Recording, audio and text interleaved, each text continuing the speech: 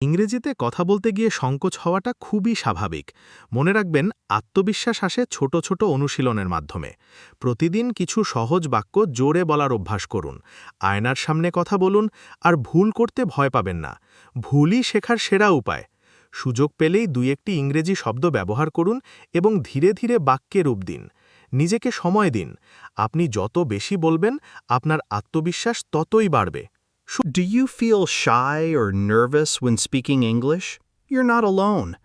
Confidence doesn't come from being perfect. It comes from taking small, brave steps.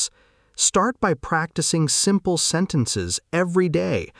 Talk to yourself, record your voice, or speak with a friend. Remember, mistakes are part of learning, not something to fear. Focus on sharing your message, not on having perfect grammar.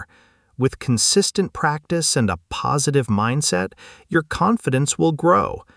Believe in yourself. Your voice deserves to be heard.